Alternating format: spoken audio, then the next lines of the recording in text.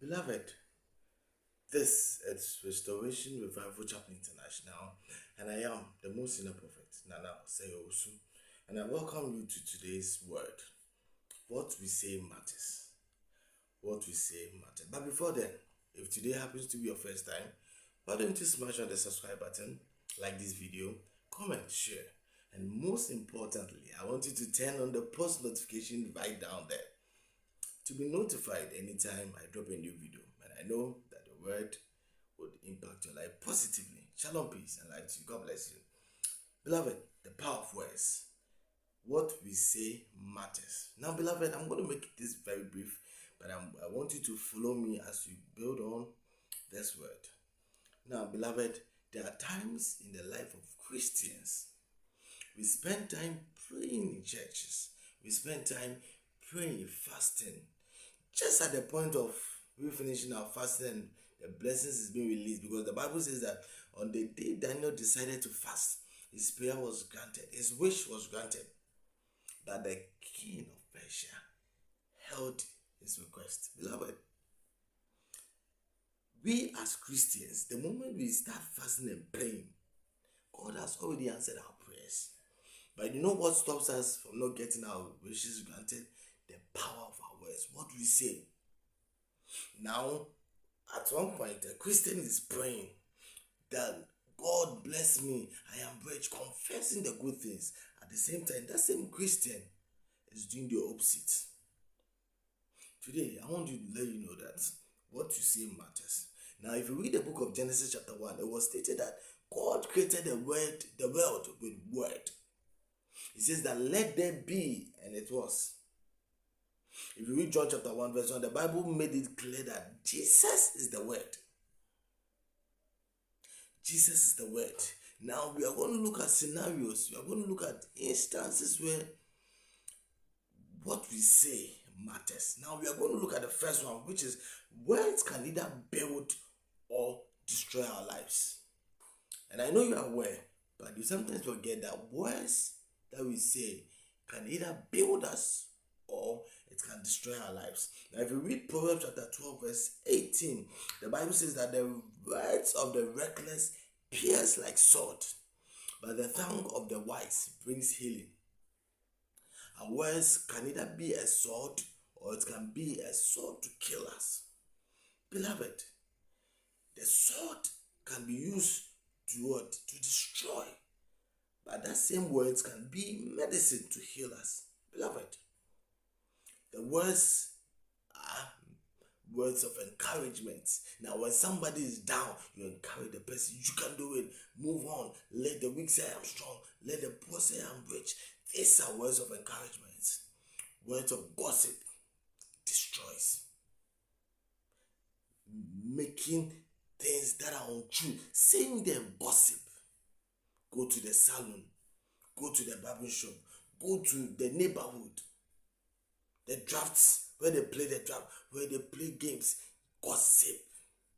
What we say matters. Words of testimony. Now there are some people that God has done so much for you. You need to testify. Testify to increase the faith of others. But we don't testify. Rather, we spend time gossiping. We spend time gossiping about people. That's what we do. We spend time gossiping about people, and yet we have been asked to spend time share the word. How many people have you won for God this year? We are in the month of September. How many souls have you won? And yet, you know the number of lives you have destroyed with your gossips. Beloved, now I want you to ask yourself this very important question. Ask yourself, are your words weapon or they are bandages to heal?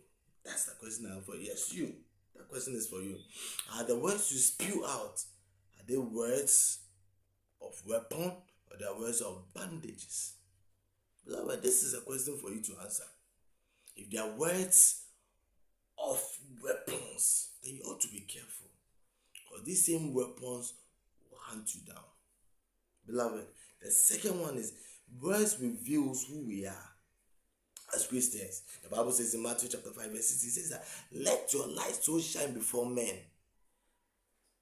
Let your light, what is the light?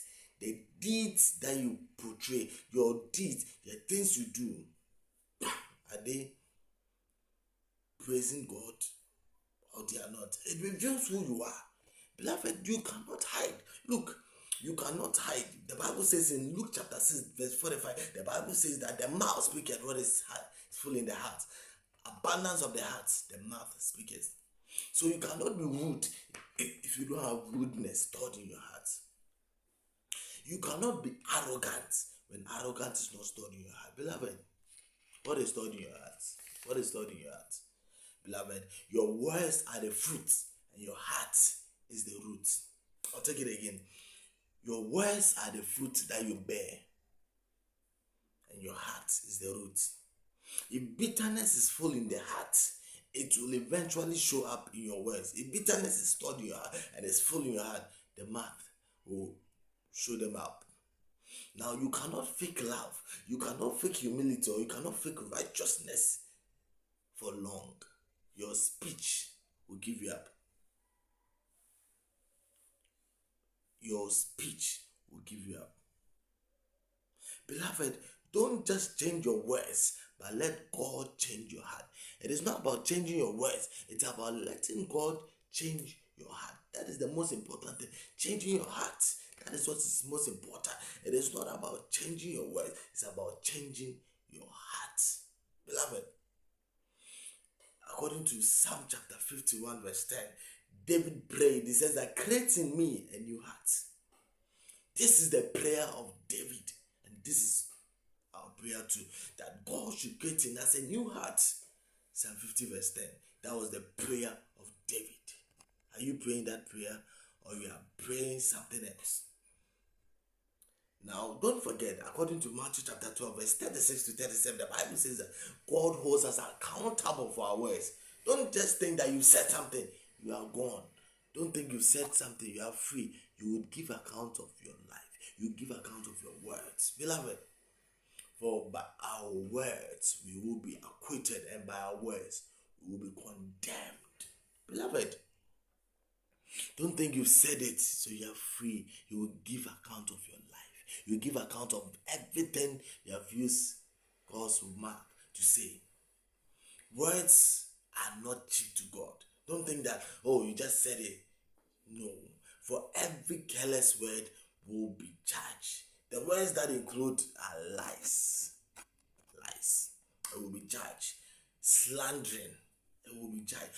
Gossips will be judged. Complaining. Empty flattering. When the people were murmuring to God through the prophet, God killed them. How can you escape? How can you escape? Now the fourth one is speak life and not death. You should speak words of life and not words of death. Beloved, are you speaking words of life, or you are speaking words of death? Beloved, Ephesians chapter 4 verse 29. Speak life and not death. Beloved, every word should be helpful. Now, if you want to know that this word that you are saying is stored in the heart and it's a positive thing, the words you say should be useful. That's the first one. It should be uplifting, and it should be a timely word. When someone loses someone, a loved one, a relative, be consoled. the person is grieving at that moment. You don't go and say, oh dear, yeah, you've cried enough, it's okay. No. You say words that are timely. God console you. You are not alone. We are with you. We care about you. These are consoling words. They are uplifting. They are timely. They are helpful. Not, oh, I don't know, I was lost a relative. You've not gotten there, so you don't know how it feels. Now, before you speak, I want you to ask yourself 4 things. Please listen now. The first thing, ask yourself, what you are about to say, is it true? That's the first thing. Now, the second thing is, what you are about to say, is it necessary? What you're about to say, is it kind? Are they kind words? The fourth one is, what you're going to say, will it build or it will break? Ask yourself these 4 things. 1, is it true? Is it necessary? Is it kind? Is it building or is it breaking? Beloved, these are the things I want you to ask yourself. Now, the first one, the 5th one is the word you give, the word you say gives life. Is the word you are saying, is it giving life or is it giving death? Beloved, John chapter 6, the verse 63. John 6:63. Beloved, the words I've given you, the words I've spoken to you, they are full of the spirit and life. That's what the Bible says, that the words I've spoken to you are full of spirit and life. Beloved, Jesus never wasted a word. Never wasted a word. Jesus never wasted a word. He never spoke anyhow. Everything he said was useful. With his disciples in the boat, when the storm came and they called him, he said that, peace be still. When he was in front of the authorities, he was quiet. He didn't say a word. On the cross of Calvary, he spoke a word. Beloved, at every instant, Jesus gave a word. At the wedding feast, when the mother came to tell the disciples, whatever he tells you, do it. And when Jesus said, woman, why do you worry? It is not my time. And when the wine got finished and they approached, he says that, fill the jars with water. They obeyed. That word was not wasted. Beloved, as followers of Jesus Christ, we are called to speak like him. Are you speaking like Jesus? As followers, we have been called to speak like him in truth and in authority and in love. As Christians, we ought to speak like him in truth and in authority and in love. Beloved, your words should heal the sick. Jesus' word healed the sick. Jesus' word, he raised the dead. Jesus' word calmed the storm. And Jesus' word forgave sinners. Beloved, what word are you saying today? Are the words you are saying, are they uplifting others or they are destroying others? Beloved, the choice is yours. I've only been a messenger of the word. I'm here to tell you that your words matters. Beloved, this has been today's word. And I know you've been blessed by today's word. As always, I still remain your senior prophet, Nana Oserosu, of Restoration Bible Chapel International. Do well to meet me again, same time, here, as I bring to you another channel, another word, on this same channel. Please, don't forget to hit on the subscribe button below. Like this video, share, and I know that this word is going to bless you. Shalom, peace, and life to you. God bless you.